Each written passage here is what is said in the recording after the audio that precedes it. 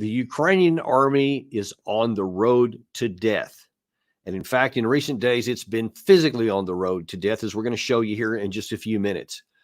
But there's going to be some images that are hard to see here, but it's what you need to see. It's what anybody who cares anything about Ukraine needs to see. It's what a lot of these supporters and cheerleaders for all this aid that's been going to Ukraine need to see, because these things are the ground truth reality. And a lot of this flag waving and cheerleading is just blinding people to the harsh realities on the ground. And the truth is, every piece of evidence that makes any sense, that anybody wants to look at, that's a rational, unemotional analysis, shows that the path that we're on right now will lead to destruction and the loss, the military loss of the war for Ukraine. Not just a setback, not just a bad negotiated settlement that they don't like, but an absolute loss if we keep going on the path that we're on. And we have one of our show favorites to help us break this down and to explain why, and Col.Jacques Baud, who is a former member of the Swiss Strategic Intelligence Service, former NATO officer, and just a really smart guy who cares about the truth. And we're really grateful to have you back, Colonel. Thank you for having me. Thank you. And so let's jump right into it again here. So on a Russian Telegram channel yesterday, I saw a video that was really disturbing to me. This is in a place called Berdichi. It's just outside of Avdiivka. And this used to be a forest line here where a large contingent of Ukraine forces had been defending from. And I'm only going to show just a very few seconds of this video, because this video was actually about 6.5 minutes long. And in the subsequent sections here, it shows huge numbers of casualties, because when Russia came into this area, they completely annihilated everything that was in there. And Colonel, we're going to talk in a second about what this video shows a trained military eye, besides just the carnage that gives concern about what's coming next. One of the things that I wanted to point out, though, especially, is that this area was defeated, or the Russians defeated the Ukraine here, not by some, high casualty producing infantry assault, where they stormed across and took the position or whatever. According to the author of the video, it was primarily the FAB bombs that we've talked about before. These big, heavy glide bombs is another phrase people use, and the Tulsa flamethrower system, which is a thermobaric munition on top of artillery, etc. So even the imbalance that people claim about between the artillery, which is between 1 and 5 to 1 in the disadvantage of Ukraine's side, which many people talk about, which Zelensky himself is the one that claims. This shows that Russia is inflicting enormous casualties on Ukraine, but they're saving their guys because they don't rush in on these Ukraine sides. So even though Russia already has a big manpower advantage, the casualty counts keep going up higher percentage-wise on the Ukraine side. Well, that reminds me the pictures we could see on after World War One, when the French made picture of the battlefields, and that's exactly the same kind of landscape. Trees that were just destroyed, and everything was destroyed, and that's underlines, as you said, the importance of artillery. We underestimated in the West the importance of artillery, because we never had in the last 30 years a situation in which Western armies confronted an enemy that had so much firepower. And in fact, we know that about 65 to 75% of the fatalities on the battlefields are the result of artillery. Now, if we consider that the estimates I've made in my book, there are various periods in this war, but we can assume that basically Russia has a superiority of 10 to 1, meaning that they will have 10 to 1 more. I mean, the Ukrainians will have 10 to 1 more casualties. And that's exactly what we see. Now, another thing that needs to be mentioned here is the kind of defensive structure of the Ukrainians. And the difference here, if we make the difference with what we saw in the Bakhmut area and also Lysychansk, and these battles that we witnessed in the late 2022. Well, in 2022, the battlefield was in fact prepared, because we have to remember that the Ukrainian army, in fact, sieged the Donbass for 8 years. And that's why you had extremely sophisticated defense structures or infrastructures that were literally built in the cities. And this that was Bakhmut, Lysychansk, and so on and so forth. These cities were literally fortified cities, and therefore they were very difficult to take by the Russians, and that explains the harshness of the battle in Bakhmut, Yeah. and so on. So today, the Ukrainians are more or less in a situation of hasty defense, and they dig their trenches very hastily in order to defend a little bit, as we saw in certain phases of World War One. And they have in mind, and there was a project, I don't know how far it is implemented, there's an idea of the Ukrainians to build a very sophisticated fortified a line on the western side of the Dnieper River, because they wanted to have something which is similar to the Surovikin line. Remember that Yeah. the Russians, they had 6 months or more to More. build Yeah. their line of defense, and that's why this line of defense resisted so well the so-called counteroffensive of Ukraine. So it may be that the Ukrainians are planning to do such a line, but on the, as I said, on the western side of the river Dnieper. Now where they are right now is a situation where they have no room to defend. So they have just this hasty trenches, but they're extremely vulnerable to artillery fire. And as you mentioned, these flying bombs, or these Yeah. guided bombs like the FAB. You have the UPAB 1500, 500, and the FAB 3000.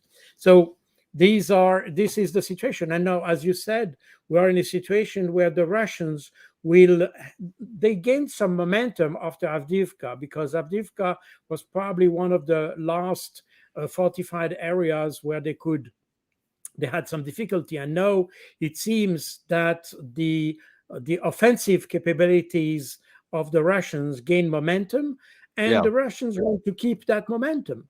So that means that everything we do on the Western side to support the Ukrainian will just make the Russians going faster, in fact.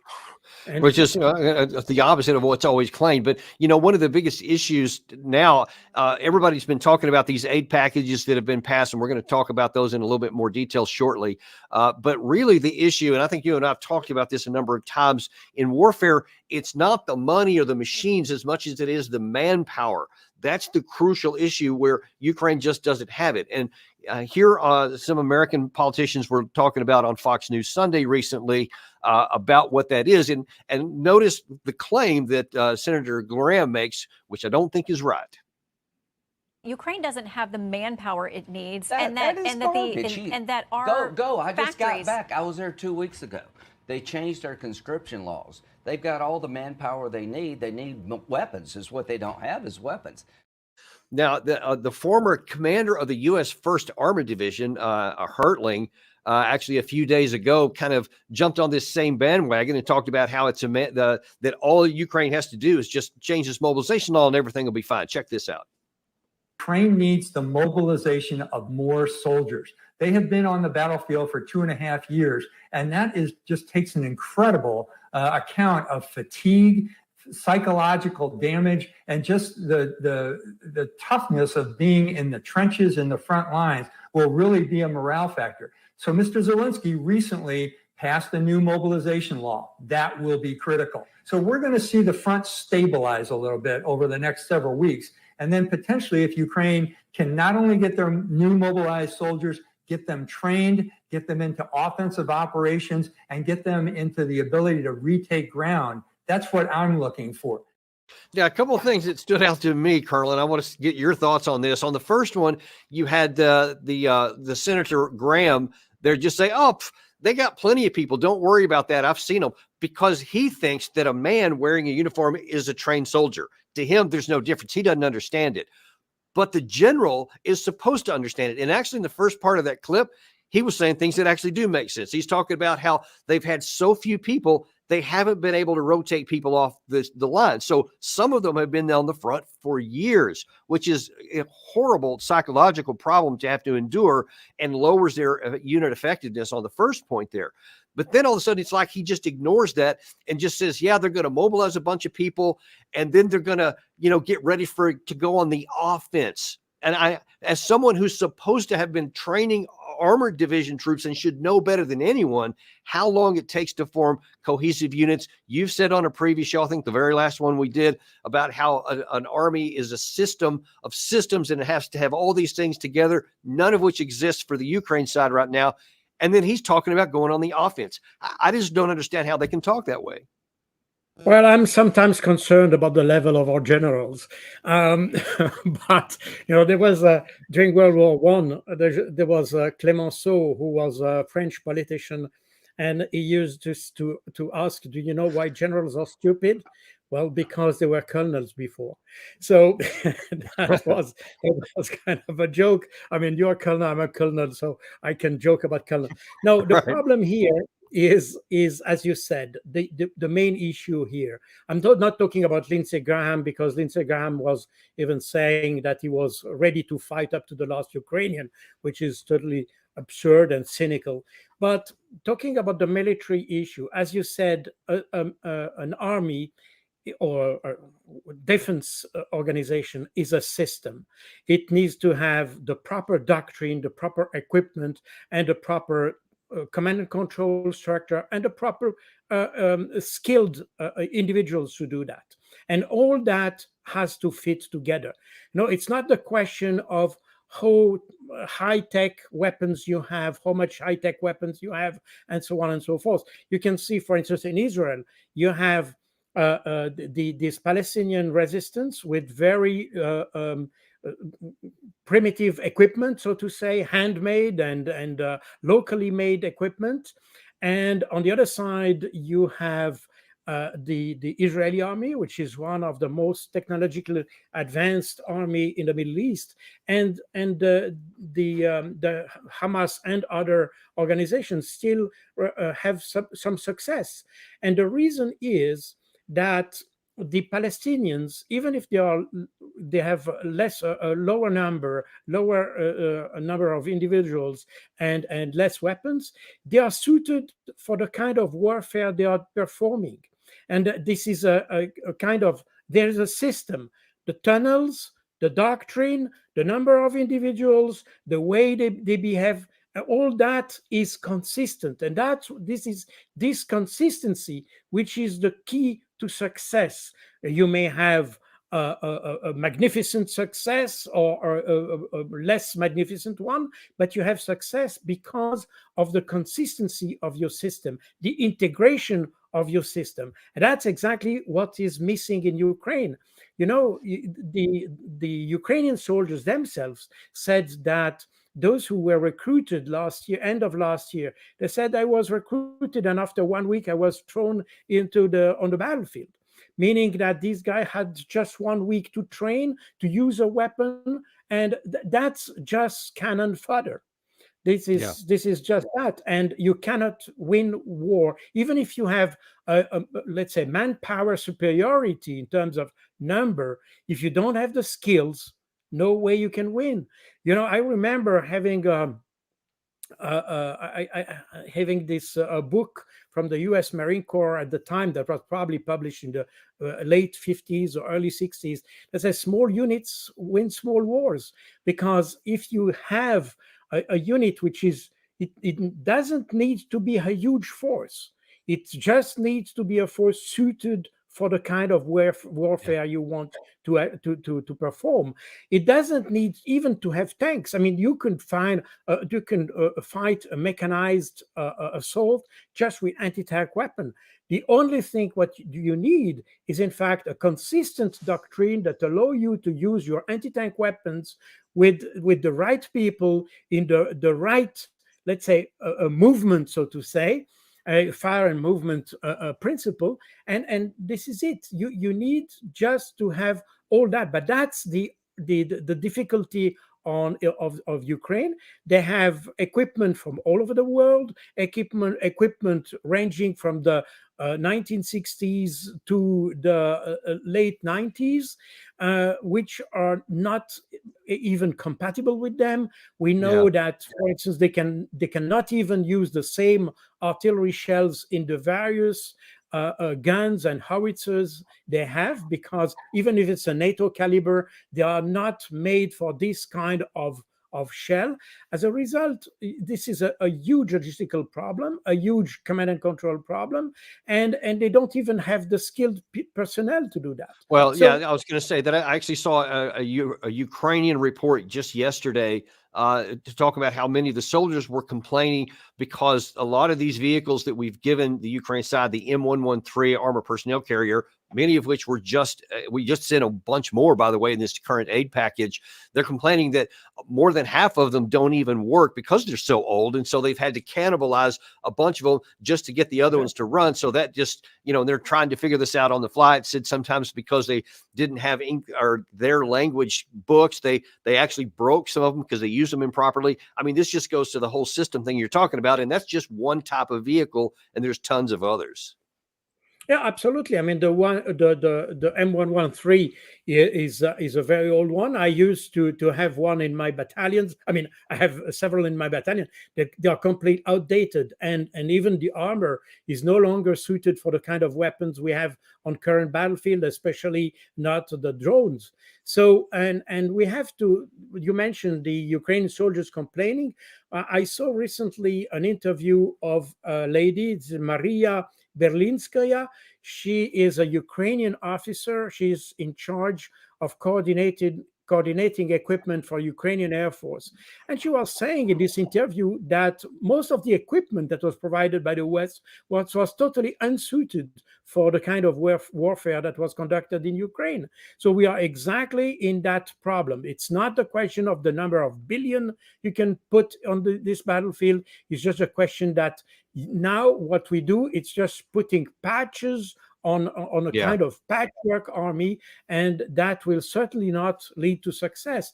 But again, I'm back to the fundamentals. We have to remember that the purpose of this conflict was not to help Ukraine, but to weaken Russia. And as of today, and that applies especially for the Europeans at this stage, the Americans start to have a different view because of the presidential election.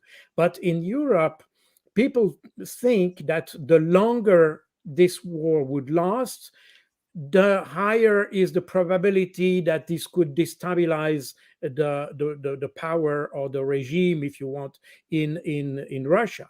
And this is completely wishful thinking. Yeah, as a matter of fact, that's a good transition here. Going back for a second to the theme of, who are these generals and how do they get to their stars is a question, and the issue of trying to make this drag out. Here is another 4-star former general, David Petraeus, talking about how he wants this to go a long time. Check this out. I was not one who believed that you had to actually end endless wars. In fact, I opposed the withdrawal from Afghanistan. Yes, it was frustrating. Yes, it was maddening. Yes, our partners in Kabul were not all that we might hope they would be. We only had 3,500 troops on the ground. We hadn't lost a soldier in a year and a half. There was no reason. $25 billion and an $850 billion defense budget. So we need to be careful about this. This one, we need to ensure that Ukraine prevails when this is over. That, to me, that's just beyond nonsense to say that you want Ukraine to prevail when they're on the road to death right now. And you saw that one video I showed you. That's one of many, I assure you. and it could have gone on a lot longer. But you just see in the front line move back and forth. You see that this is not going in a direction. But yeah, he's thinking long term. I could also have shown you a video from Zelensky a couple of days ago where he was saying he wants support from America on a 10-year plan. Stoltenberg's talking a 10-year plan. But Colonel, I'm not sure that the Ukrainian army is going to last this summer. Well, in fact, there was a study on demographics in the New York Times recently that shows that, in fact, Ukraine doesn't have the manpower in the range of the individuals aged between 18 to 30 or something like that.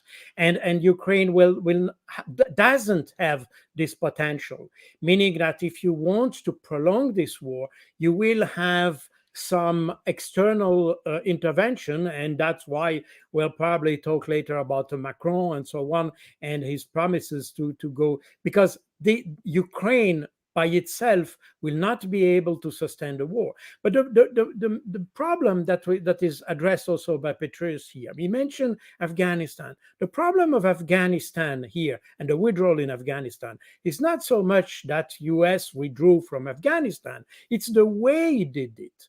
And you know, the Russians went out of Afghanistan in 1989, but after they left, the government they put in place stayed for 2 years, while on when the Westerners left, the government stayed in place for 2 days. So we see that the real problem of the Westerners is that they don't have a strategy.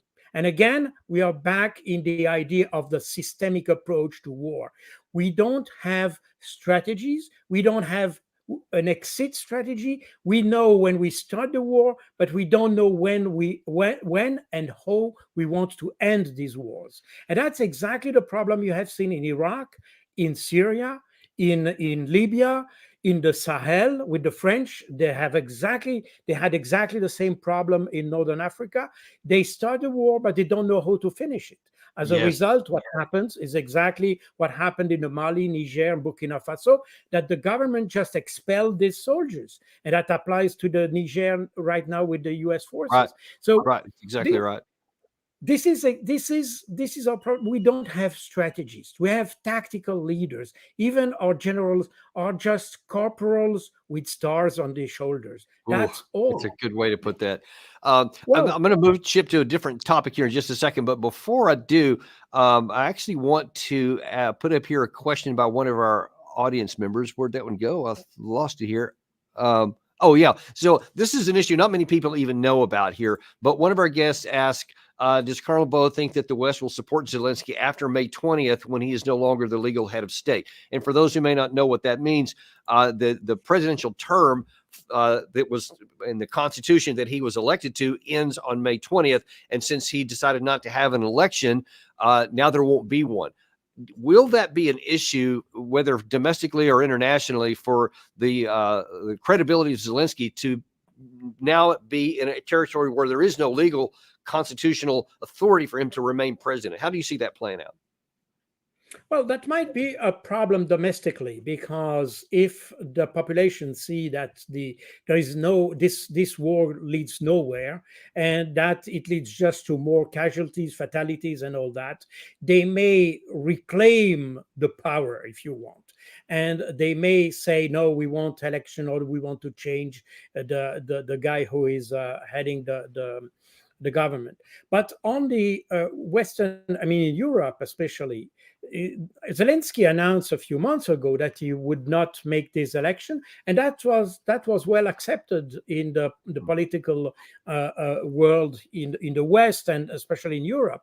So I think nobody will question that, because as of today, it's admitted that Ukraine is in a war situation, and to a certain extent, I can even accept this idea, because if you are in a war situation, it's hard to have, let's say,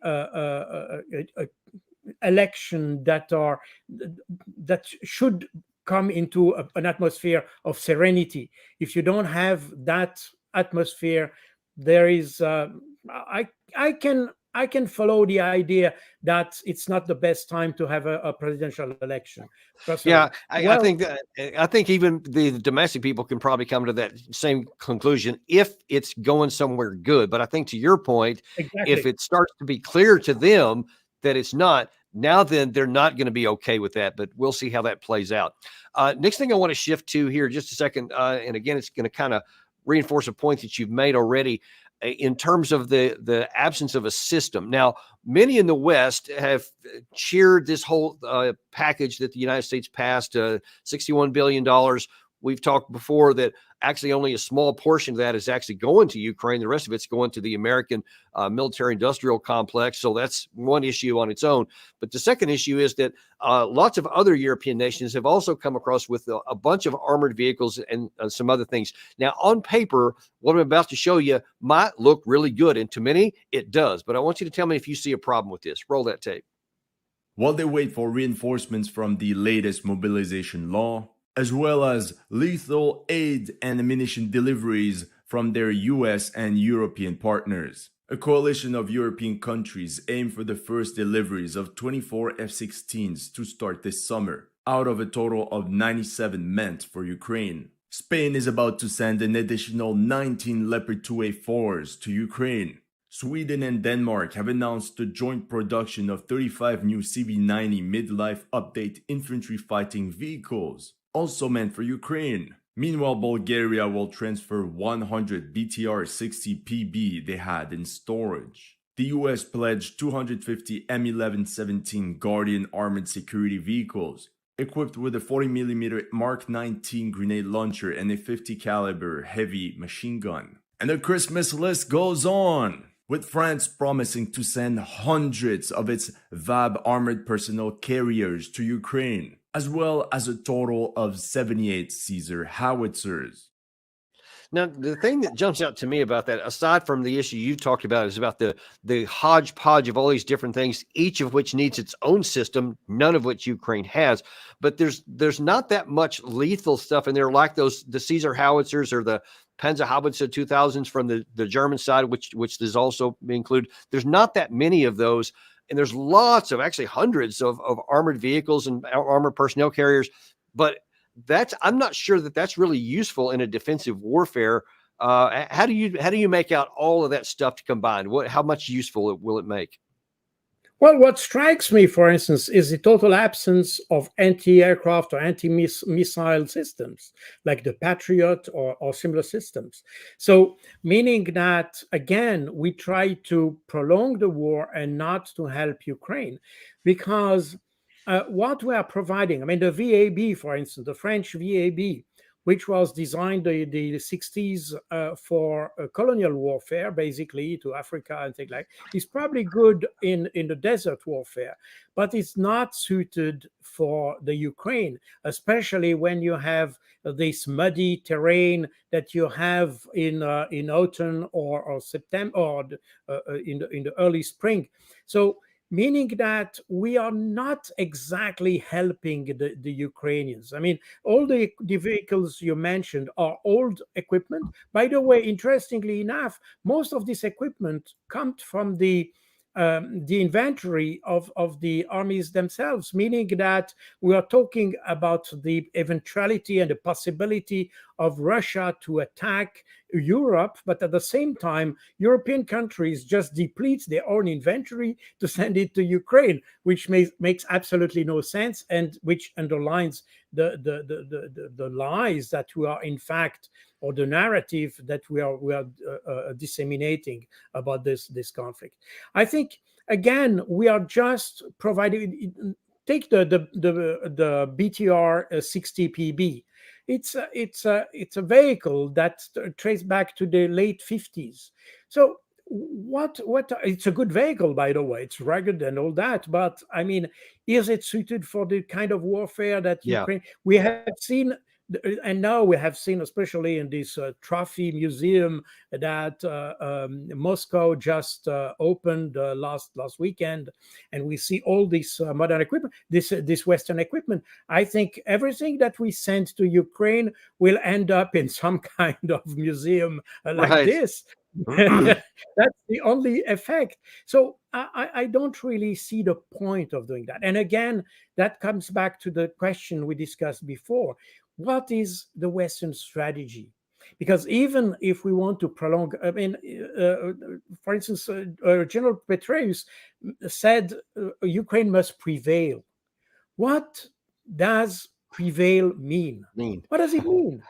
And that's made an explanation, by the way, of the insistence and this idea that they should destroy the Crimea bridge, for instance, the Kerch bridge, because that could be a way of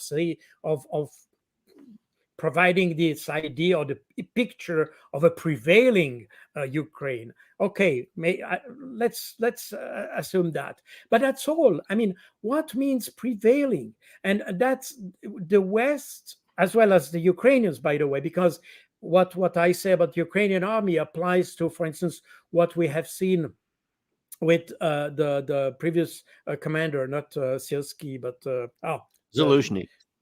Zaluzhny, exactly. We have never seen a plan on the Ukrainian side. What do they consider as a victory? What do they want? Of course, we can assume their ultimate goal is to push the Russians back to the border. Okay, we can, but we know that it's not possible. So, based on that, what is victory? What means prevailing? And that's exactly the problem the West and Ukraine has, by the way, because they don't know where they're heading to. There's an objective, a military objective means that you know where you're heading to. You know where you put your forces. You know where you put your main effort. You know where you will put the bulk of your main equipment, aviation or whatever. So but if you don't have an objective, then how do you use your equipment? Well, this is you say they know it won't work, but again, getting back to this whole general thing, people listen to generals, right? Civilians do. Yeah. They see 4 stars on their chest, the retired general, whatever. They assume you can't get to that position unless you really know what you're doing. But here's the problem. I'm not going to show you these videos here, but recently we've had General Ben Hodges, a former 3-star general, commander of U.S. Army in Europe, General Jack Keane, a 4-star general, vice chief of staff of the Army.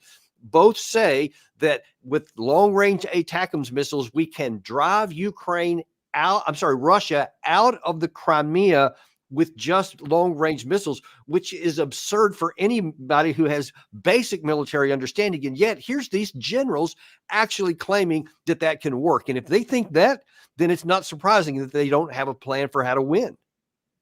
Well, that's exactly the problem. But that shows also the level of our leadership in the West at large, because what you see with the generals applies to the politicians as well. They don't have a real or let's say tangible or realistic objectives. This is just wishful thinking from the very beginning, from the political to the military side.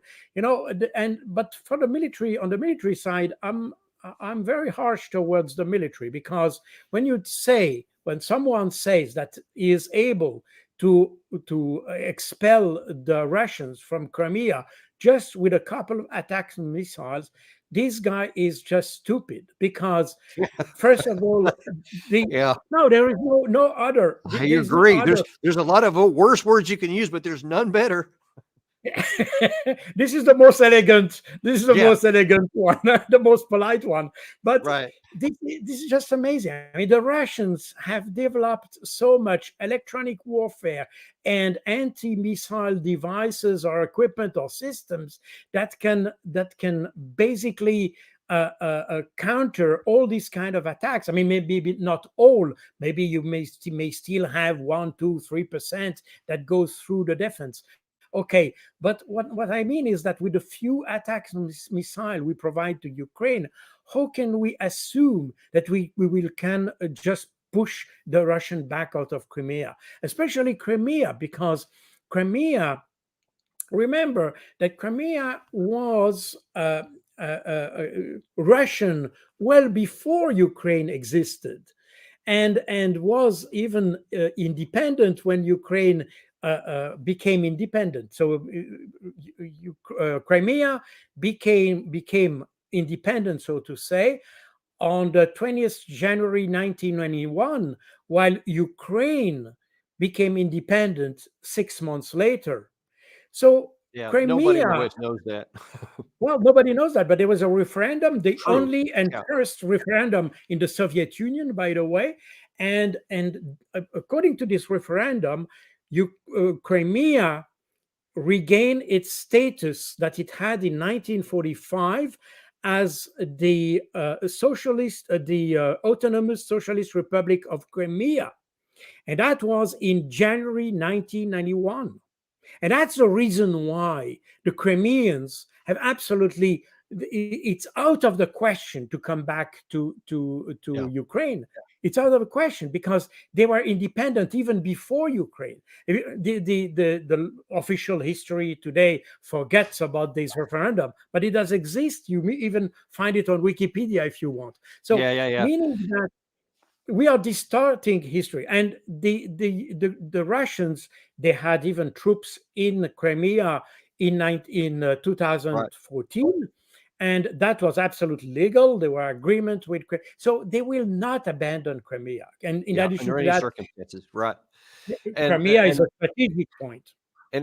So when you look at all of this together, it again shows to the title of this episode, The Road to Death. Ukraine is on a road to death because we are blind to the fundamentals that are at play. We're oblivious to the difficulties that we're actually putting the Ukraine side in. The Ukraine leadership doesn't seem to care about that and just blindly wants to go back to 1991 borders, despite all the things like you just talked about, et cetera.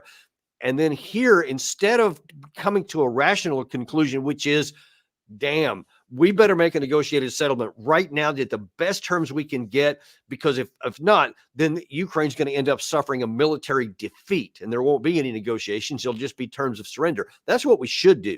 Here's what we are doing, though. Here's Macron again, after making these claims a couple of months ago, according to the news today. Gary, if you can throw that up there.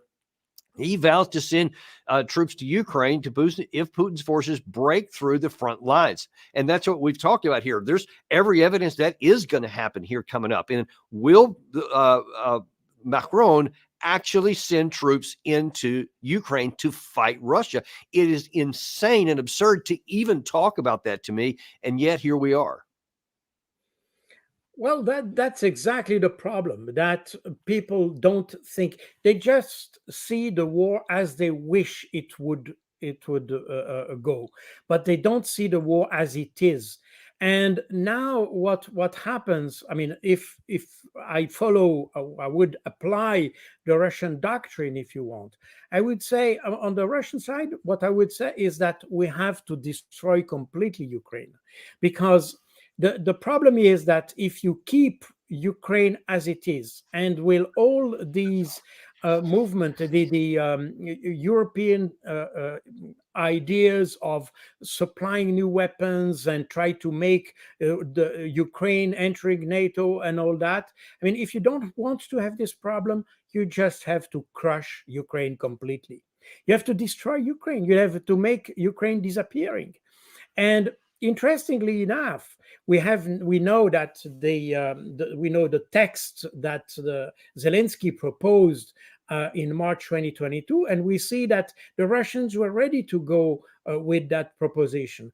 And this proposal was that Ukraine would still exist today if the Boris Johnson and the others would not have advised him to withdraw his proposal. So, meaning that the Russians didn't want to destroy Ukraine; they just wanted to destroy the threat, the military threat towards the Donbass.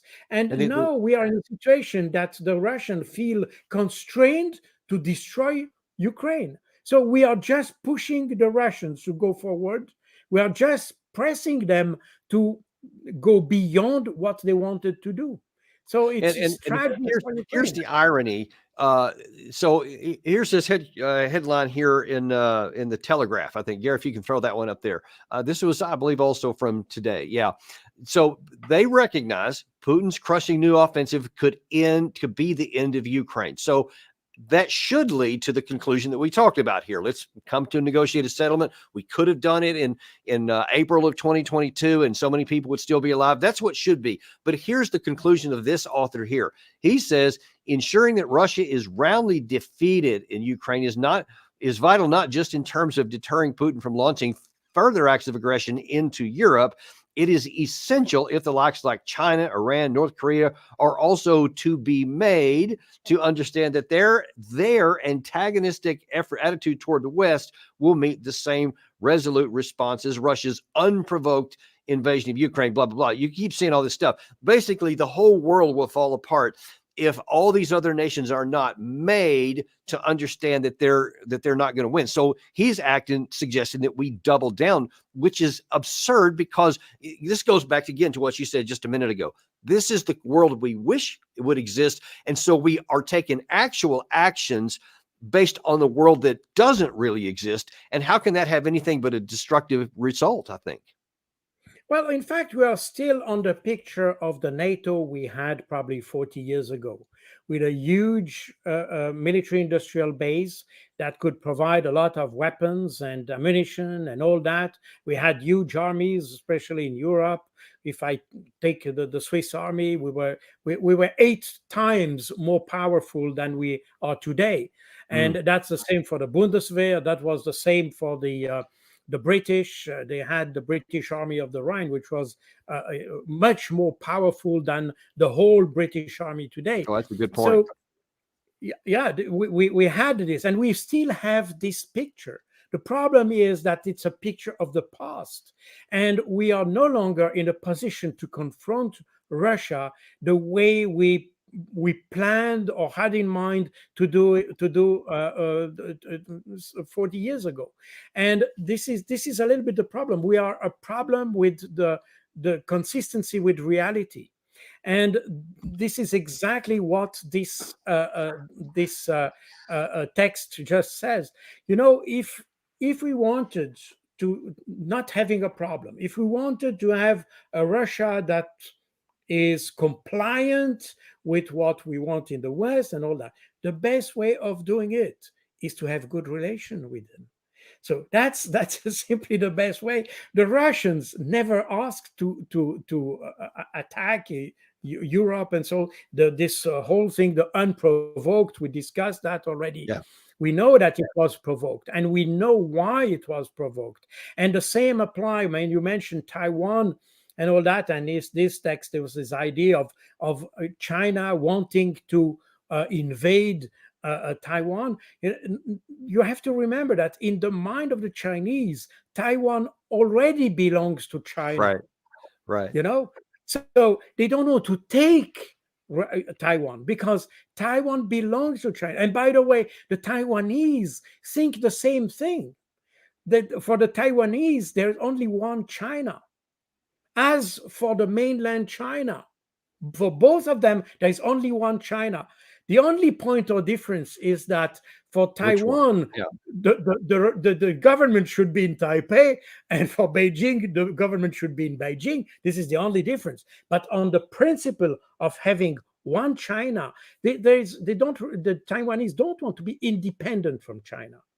They just want to have a different government. And this is exactly the point. So we don't understand these conflicts. We just, in fact, we stir these conflicts just for the sake of our own domestic political objectives or ideology or whatever.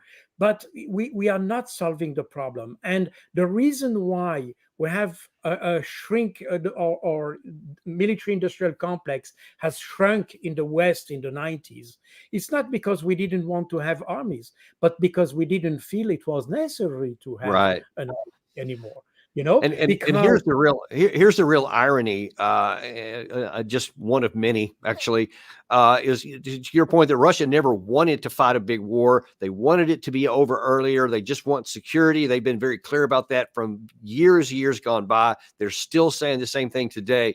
But because the West keeps doing all the things that we've talked about here, you see this headline here that on top of what Russia's already done with their military industrial complex and all the weapons that they have created, in fact, they're already at somewhere around 250,000 artillery shells per month, where the West is maybe at 45 or 50, I think, altogether.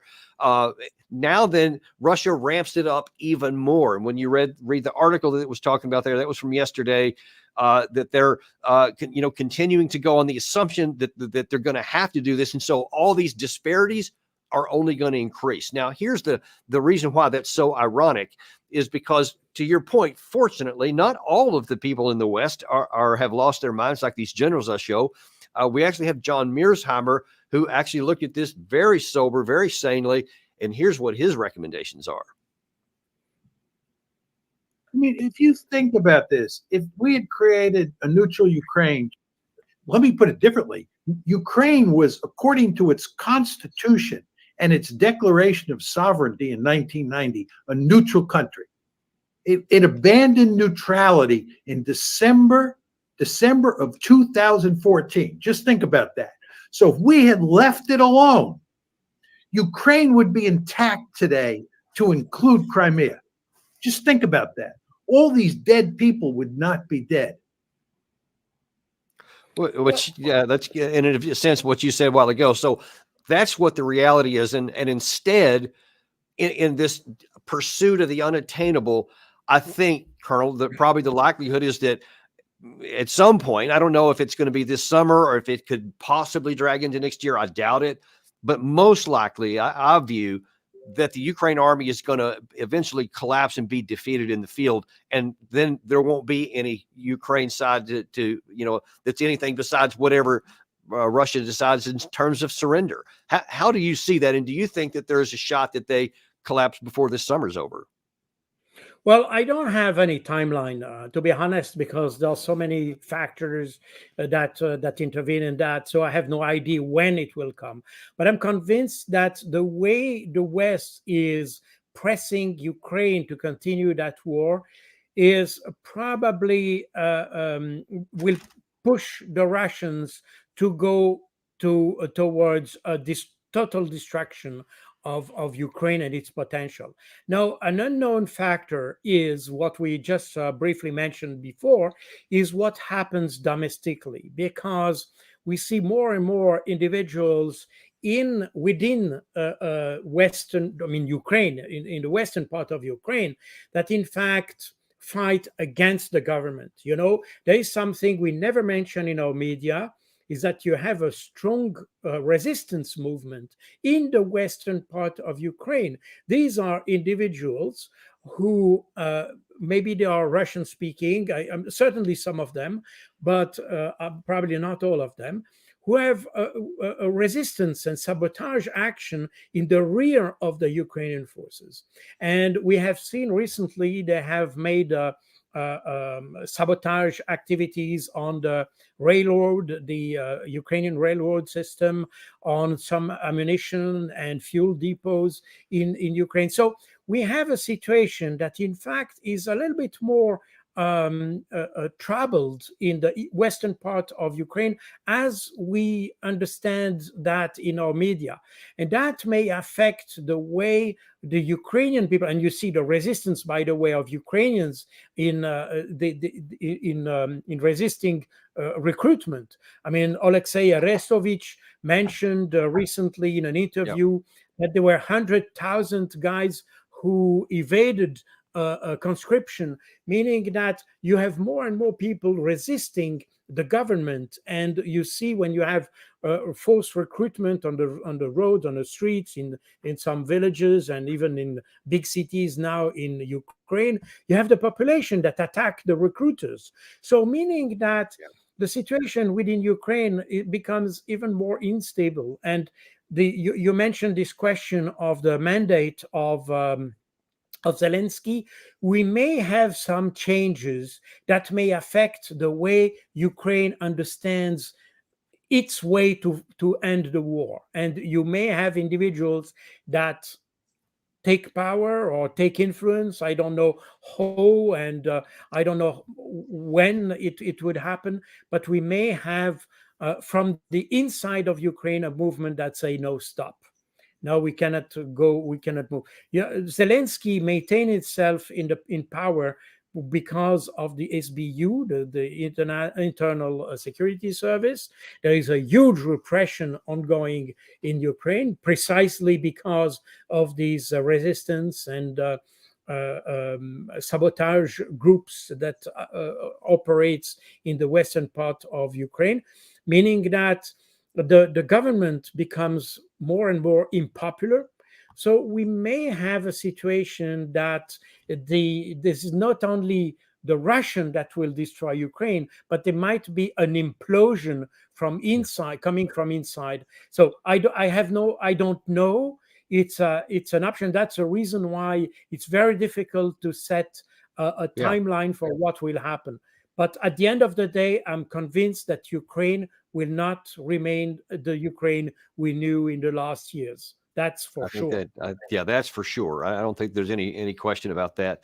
Well, listen, Colonel, thank you so much for coming on today and providing us with such clarity, and as always, giving us points of view that we didn't know before and information we didn't have before. Thank you very much for providing that today.